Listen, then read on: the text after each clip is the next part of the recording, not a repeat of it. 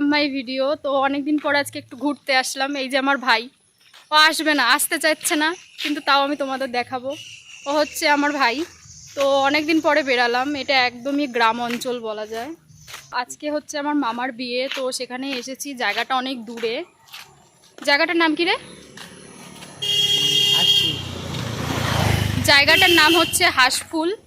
তো এখানে এসছি মামার বিয়ের জন্য। তো সেখানে ছিলাম এতক্ষণ। তা বিকেলবেলা এখন আমি আর আমার ভাই একটু বেরিয়েছি, আস্তে আস্তেই হাঁটছি, বিকজ ভয় ভয় লাগছে, কারণ এদিকটা পুরোটাই গ্রাম অঞ্চল, লোকজন বেশি একটা নেই। চারিদিকে এই দেখো, চারিদিকে বন জঙ্গলে ভরা। তো এই যে হাঁটছি আর ভিডিও করছি, তাই ভাবলাম যে তোমাদের সাথে জিনিসটা শেয়ার করি। তো এখানে মানে জায়গাটা খুবই ভালো, বাট এত ফাঁকা জায়গা তো একটু একটু ভয় ভয় লাগে। তো তোমরা দেখো জায়গাটা কেমন। গাইজ এই দেখো, মানে চারিদিকটা কেমন, মানে খুবই ফাঁকা, মাঠের পর মাঠ। আর এত পরিমাণে বৃষ্টি হয়েছে যে এখানে ঘরবাড়ির মধ্যে জল ঢুকে গেছে। তো এইখানে তাও মোটামুটি ফাঁকা আছে, বাট সামনে বিশ্বাস করো, মানে বলতে গেলে বলা যায় দুপাশে বাঁশবাগান, মাঝখানে সরু রাস্তা। তো খুবই ভয় লাগছে। তো আমার ভাই ওই যে ওখানে দাঁড়িয়ে মাছ দেখছে। এই তোর কাছ থেকে শুনে নেবো, তোর কি ভয় লাগছে এখানে এসে? একটু আমারও ভয় লাগছে। রাস্তাগুলো সিরিয়াসলি বলছি, মানে একেবারে নির্ঝুম, কেউ নেই। এখানে লোকজন থাকে কিনা আমার সন্দেহ আছে, সিরিয়াসলি বলছি। তো আর আমি মাছ দেখছি, এখানে বাড়িঘরের মধ্যে জল ঢুকে গেছে জানো, এত পরিমাণে। অবশ্য বৃষ্টিটা বেশিই হয়েছে। এই গাইস, আমি বুঝতে পারছি না, এখানে অনেক লোকজন আছে যারা মানে তাকিয়ে আছে। কেন তাকিয়ে রয়েছে আমাদের দিকে এইভাবে? মডার্ন মেয়ে দেখছে, মডার্ন। ও বলছে মোটেই মডার্ন না। কি দেখছে আমি বুঝতে পারছি না। আরে এরকম মেয়ে এখানে নেই তো, তাই। এই যে ফাও কথা বলিস, মেয়েটা ম্যাটার না, আসলে হয়তো নতুন লোকজন তো তার জন্য হয়তো। তো হট করেই এসছি মামার বিয়েতে। তো দেখছো আমার কোনো ড্রেস আপ ভালো নেই, জাস্ট যেরকম পেরেছি সেরকমভাবেই এসছি। তো কি কি হবে, কি খাবার দাবার হবে, তো রাত্রে তোমাদের সাথে অবশ্যই শেয়ার করব, গান্ডে বিন্ডে খাবো আর ওর কাছ থেকে শুনে নেব।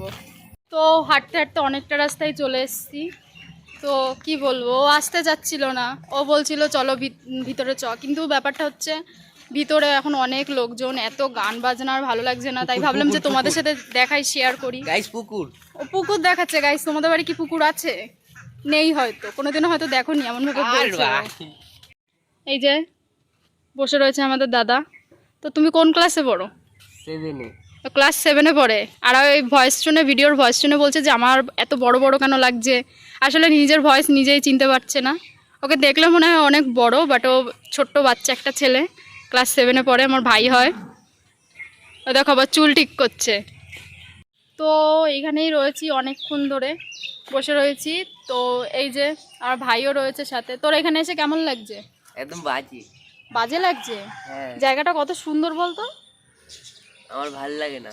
ও বলছে জায়গাটা ওর ভালো লাগছে না, কেন বলছে কে জানে। অবশ্য আমারও খুব একটা ভালো লাগছে না, আসলে নিজে যেখানে থাকি সেই জায়গাটাই বেশি ভালো লাগে। তো এখন যাচ্ছি আবার বিয়েবাড়ির দিকে। অনেকটা ঘুরেছি। তো ঘুরেছি, জায়গাটা খুবই সুন্দর, চারিদিকে সবুজে সবুজ, বাট আমার এখন আর ভালো লাগছে না, কারণ অনেকটা জার্নি করে এসেছি, মানে প্রায় 2 ঘন্টার মতো। এখন খুবই টায়ার্ড। তো এখন যাচ্ছি আবার ওইদিকে। তো চলো, পরে দেখা হবে। তারপরে কিন্তু এই যে বিয়ের মণ্ডপের এখানে চলে এসেছিলাম। তো এখানে এসে দেখছি যে সবটাই প্রায় তৈরি হয়ে গেছে। এটা কিন্তু পুরোটাই আমার মা, মাসি আর মামিরা সবাই মিলে কিন্তু সব কিছু এখানে কাজবাজ কমপ্লিট করেছে।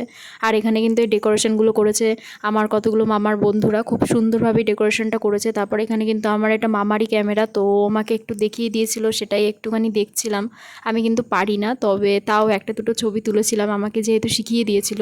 তারপরে এই যে কিন্তু মামা এখানে বিয়েতে বসে পড়েছে। তারপরে কিন্তু এই যে নতুন বউ রেডি হয়ে গেছে। তারপর কিন্তু এই যে বিয়ের এখানে চলেও এসেছিলো। তারপর এখানে যে নিয়মগুলো ছিল সেগুলো হচ্ছিল। তো এইসব করার পরে কিন্তু শুভ দৃষ্টি শুরু হয়ে গেছিলো। তো তোমরা দেখতে থাকো।